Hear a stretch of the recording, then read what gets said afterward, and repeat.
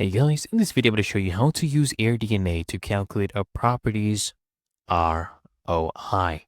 So for example, I was looking at some properties in Oklahoma City and they have about 4,500 properties for sale. You can go ahead and look at these, or of course you can go to websites like Zillow. So let me show you with that example.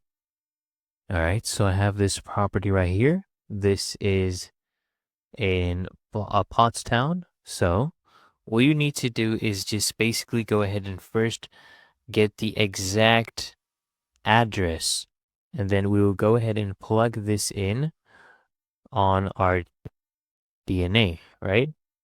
So we'll go ahead and put it right there in our DNA. Now, this is how you get the address, right? This is the exact address. You can also find this in the URL. So go back to AirDNA and under search, paste that address, and you'll see this property listed right here. You should see the same exact property. So I think this one is a decent property to look at. So we are going to analyze this one right here.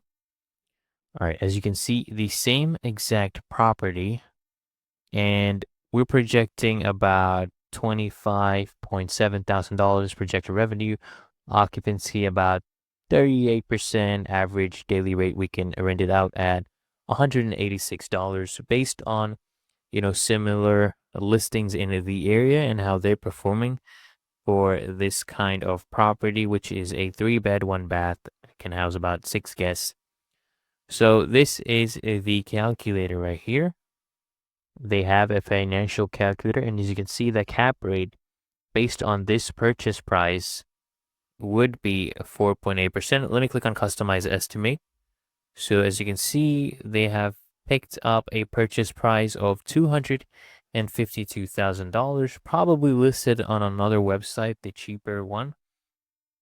But mine here is $275,000. So I can change this, okay? Or you can go ahead and try buying it through AirDNA.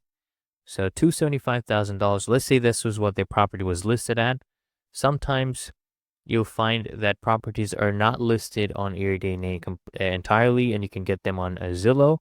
So you just come here and put the purchase price yourself manually. Here you'll probably see it as 0. So at $275,000, should be making rental revenue about $25,000, operating expenses $13,800.